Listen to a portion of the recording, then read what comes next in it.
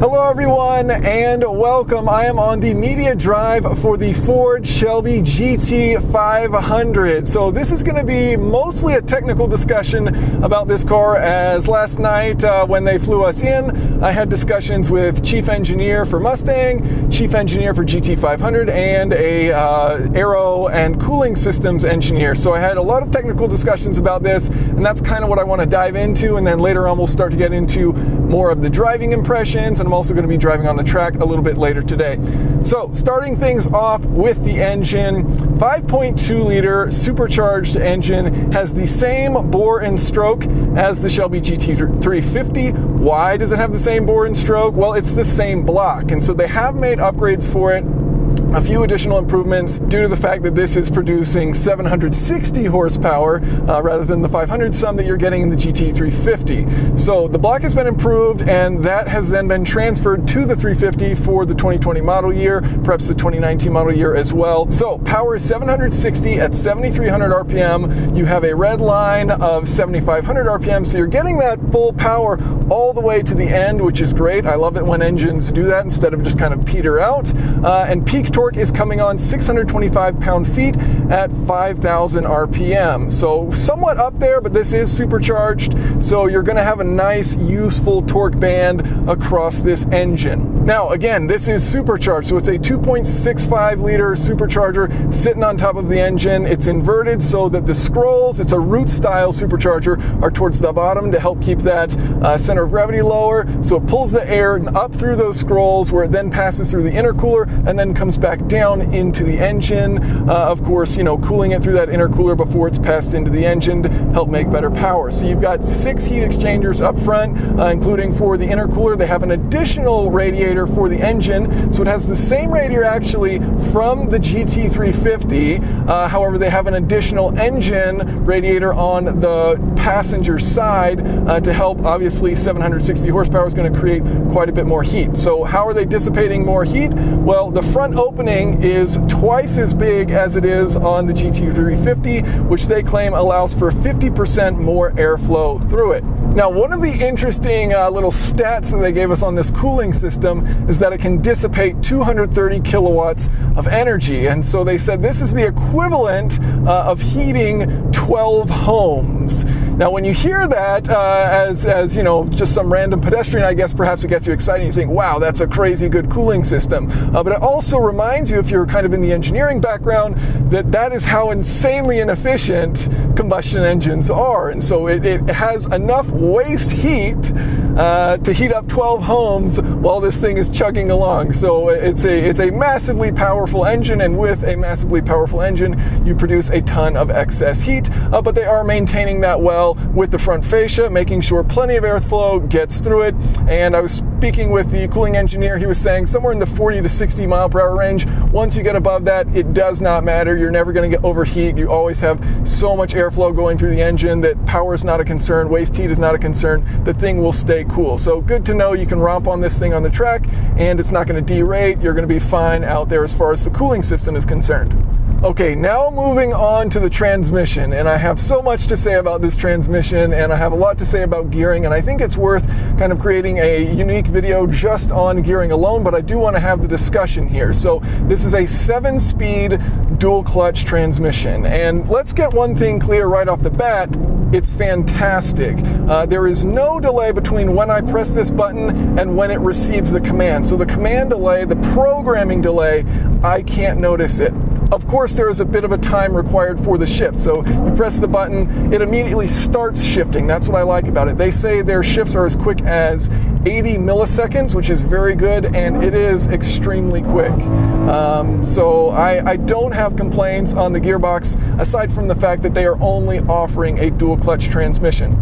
So this is a 7-speed dual clutch transmission. It's the only option. On the GT350, of course, a 6-speed manual transmission is the only option.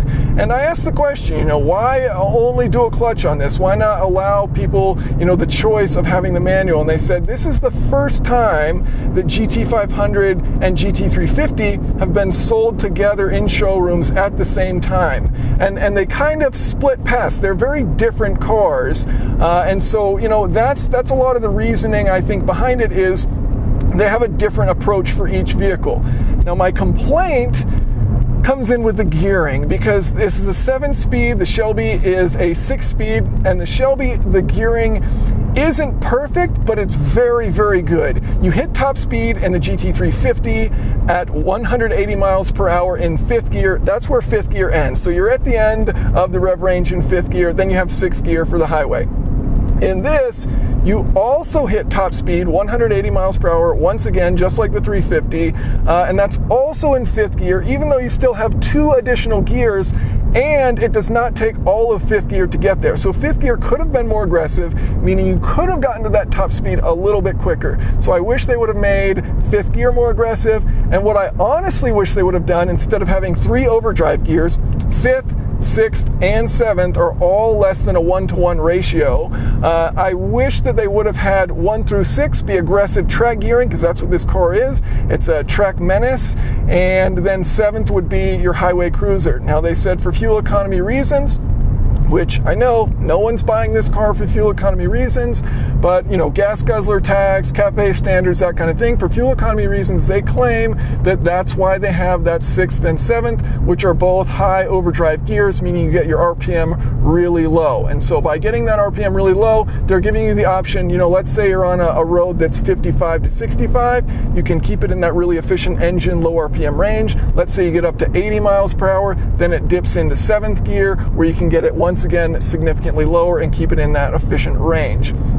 So the gearing strategy for the last 3 gears seems to be more about fuel economy than performance, and that bums me out a little bit. I do wish it was just always as aggressive as possible. I'll say this to the end of time. I love aggressive gearing. This thing's, you know, in the 50 mile per hour range in 1st gear. It's hitting 80 miles per hour in 2nd gear, 115 in 3rd gear, and you know, at that point, like, you don't need the rest of the gears unless you're on a track.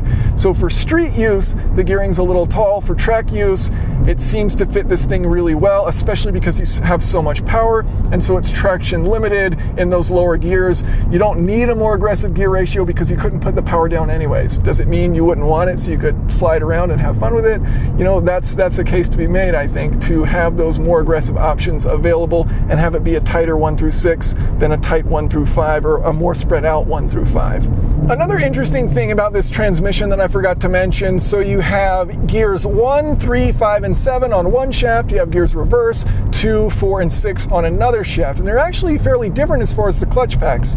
So gear 1 has 5 plates and more surface area versus gears 2, 4, 6 in reverse, which use 6 plates but less overall surface area. So I'll show you a little cutaway, but it's cool because, you know, obviously 1st gear is going to be your launch gear. If you're going to the drag strip, that's going to be the one that's going to be taking all the abuse, and so you've got a larger clutch pack there with more surface area that's able to handle it. So it's a wet multi-plate clutch. It's going to be able to run through these, you know, drag strip runs all day long, which is cool to see the difference in the transmission strategy between the different gears, and that gear 1 actually gets a beefier clutch pack to enable it to consistently put down, you know, those launches. Because I mean, you're going to slip that clutch a little bit on the drag race to allow it to load up that rear, and then you're going to kind of clamp it shut and hold it and let it run down the line. And so they really do allow, you know, from a design standpoint, that launch to occur with how they've designed the different clutch packs depending on what gear you are in. Moving back from the transmission to the rear differential, we get a 373 final drive ratio with a Torsen limited slip differential. This is the same thing you'll find in the Shelby GT350 as far as the style and the gear ratio. And so that is then sending power to those rear wheels, of course. 16.5-inch massive brake rotors up front. These are steel. They say versus the GT350, these have 25% more thermal heat absorption within them that they're capable of. So, you know, this car does weigh more than the 350. This thing's a little bit under 4,200 pounds, so about 400 pounds heavier than the GT350. And so if you do end up getting the carbon fiber track package, you take out about 80 of those pounds. But this thing's a heavy car, and so I asked Ford, you know, where's this weight coming from versus the 350, and they said 2 major spots. They said the transmission, the dual clutch transmission, is about twice the weight as the manual transmission used in the 350. And then they said when you supercharge a car like this and you add significant amount of power, you're just there's no way around it really. You're going to add about 200 pounds in doing so. So the engine's about 80 pounds heavier, but then of course you have to upgrade the cooling system, you have to upgrade the drive shafts, the brakes, larger wheels as a result of having those larger brakes, so it's on 20-inch wheels. And then, it's a multiplying effect. You increase power, you increase weight. It's just what happens. And so, it's about 400 pounds heavier than that 350, and a lot of that comes from the dual clutch transmission and the fact that you have to beef everything up to handle the additional power.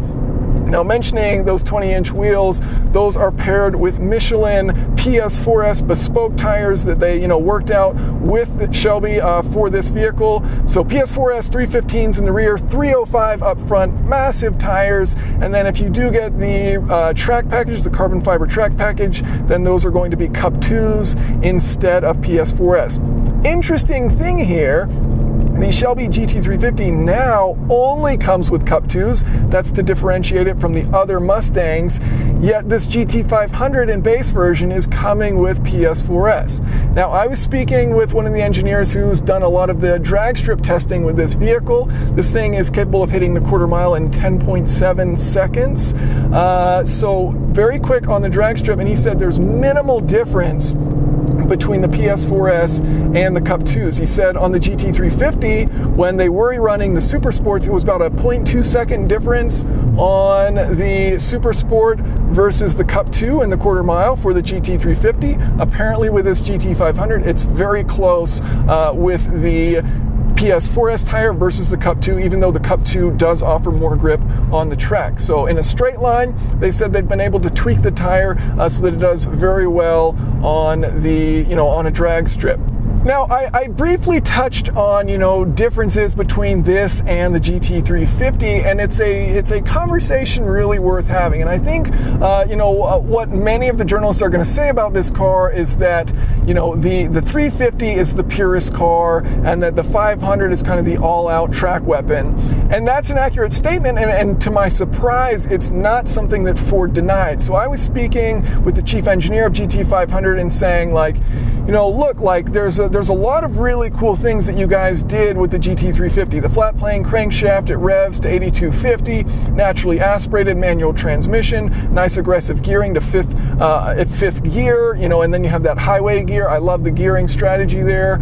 And so there's a lot of good driving purist things that they've done with the GT350 that they have changed with this GT500. And so when I was asking this engineer, what's your preference? What came out is look, if you're the driving purist, the GT350 is the car for you, and it's going to offer, I feel like, the more rewarding driving experience. What's going to be faster on a track? Hands down the GT500. So they said they had 3 goals with this GT500. Incredibly fast in a straight line, so they want it to do well on a drag strip, hence the 10.7 quarter mile. The second part was insanely fast on a track, so this is faster around a track than the GT350. 250 horsepower doesn't hurt.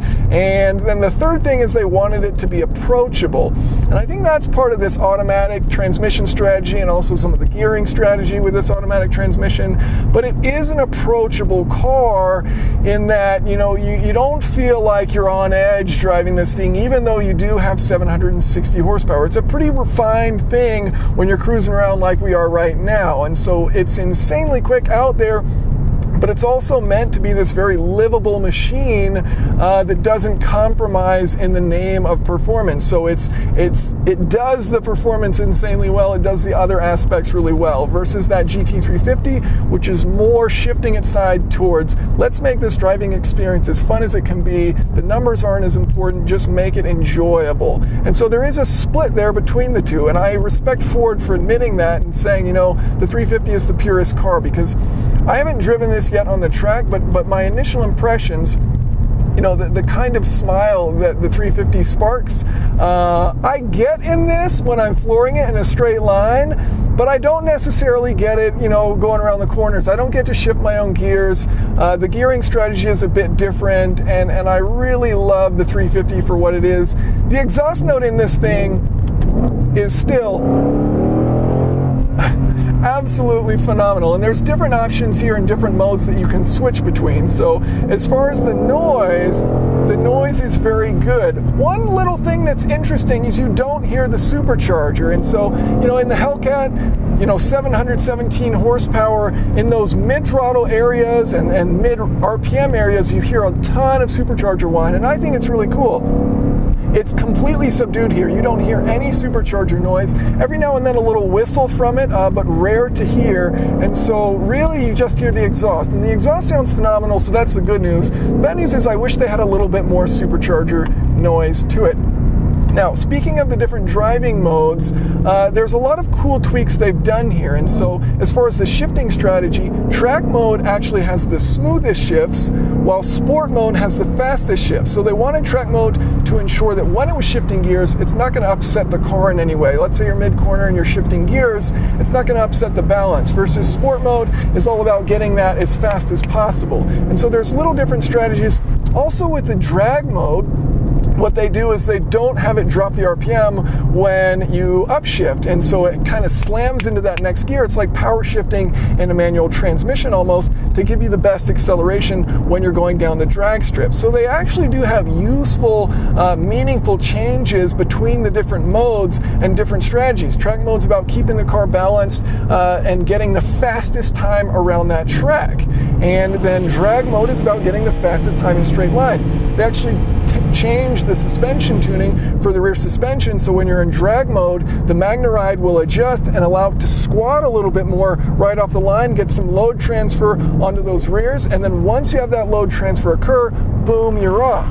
So I'm going to be on the drag strip later today, and I'm going to put a V-Box on the car, and I'll see what times I actually get. And so I'll include that kind of information displayed here, and also going to be driving on the track later today, and I will include, my thoughts about that as well.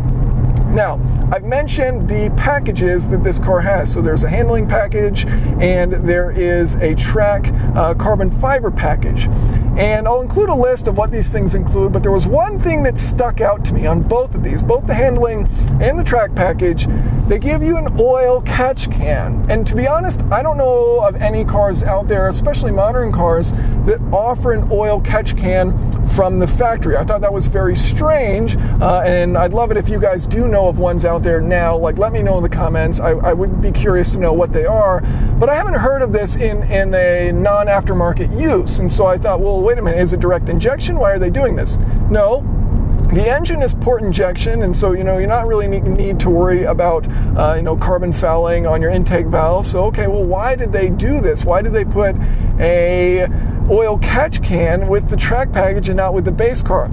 Well, apparently in extremely high G cornering, so 1G cornering, which this is capable of, with the Cup 2s out on the track, apparently there are ways which that oil can slosh up from the oil pan, hit the PCV, and then go into your intake. And so rather than having blue smoke dump out the exhaust and cause concern for the driver, for that track package and the handling package, they have this oil catch can. So in those high G scenarios, if any oil is to slosh up, that oil catch can will receive it.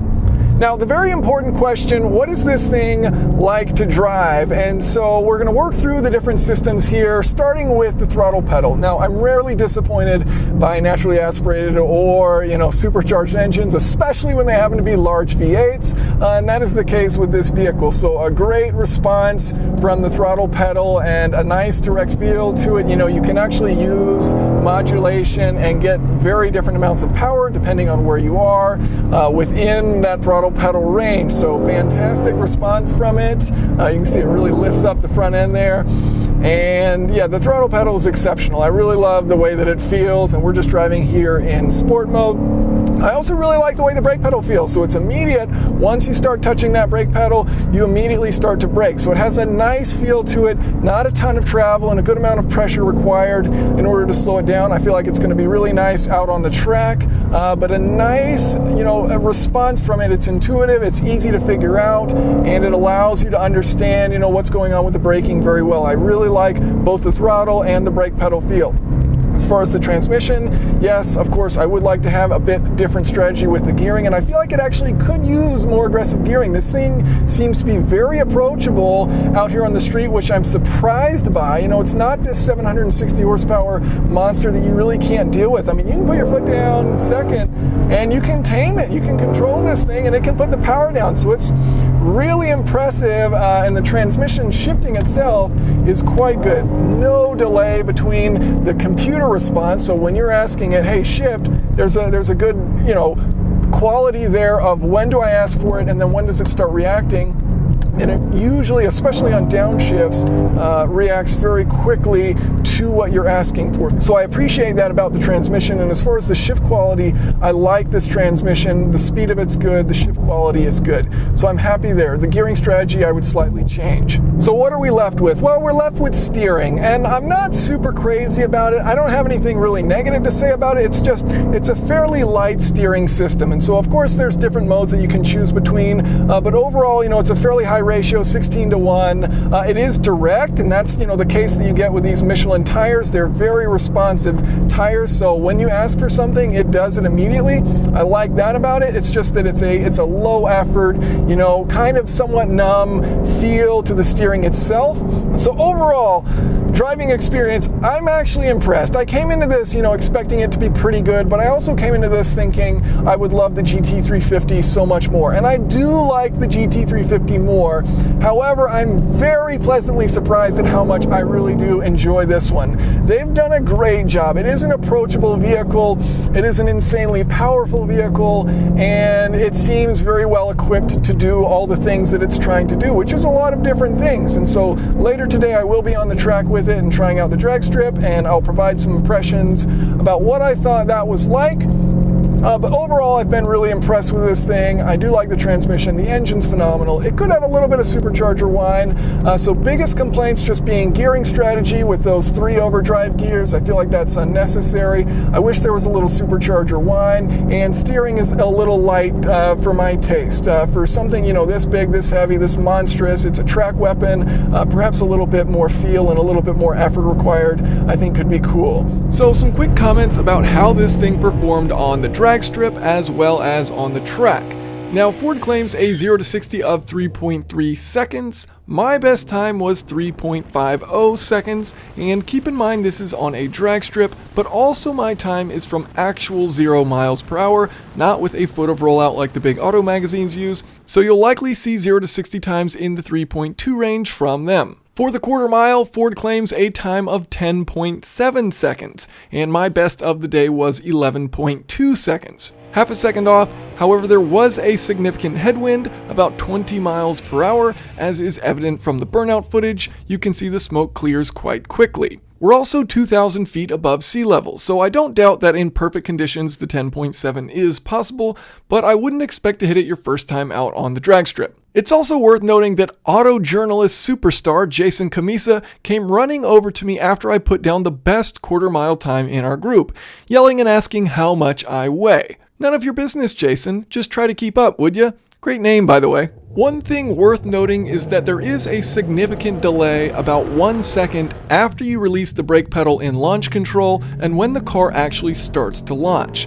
For drag racing, this makes the reaction time portion very difficult as you have to release the brake pedal long before you're given the green light. This was my second time on a drag strip ever, as is evident by my timid face on my very first run, as well as my wow reaction. The only other time was in a Dodge Demon, and while the GT500 is a second slower on the drag strip, it's still insanely fast, and it'll embarrass the Demon on a racetrack. Speaking of the track, the GT500 feels right at home. This was a very flat track we were driving on, and yet the Shelby was registering 1.3 lateral Gs in the corners and up to 1.5 Gs in braking. The G-forces were strong enough that my neck was genuinely tired after lapping.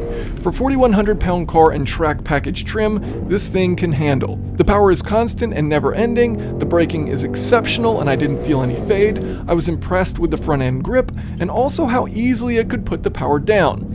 Now yes, with sharp inputs from steering and throttle, you'll find yourself power oversteering, but generally it's actually a very pleasant car to drive fast.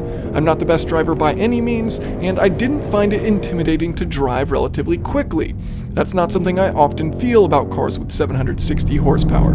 Overall, really impressed. I love the way this thing looks. The seating in it is really nice. It holds me in quite snug. These are the optional Recaros. They are completely mechanical, no electronic adjustment there, but they hold me very snug, which I do like. Cloth seats, Alcantara steering wheel, which some don't like because over time they kind of start to go away, but I really like Alcantara steering wheels.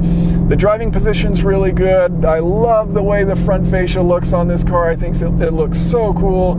So overall, not too many bad things to say about this. This is a phenomenal car that is not going to disappoint you when you get in it. And I was honestly surprised because I thought the gap of how much I would like the 350 more than this would be larger than it is, and I'm truly impressed by this vehicle. So thank you all so much for watching, and if you have any questions or comments, of course, feel free to leave those below.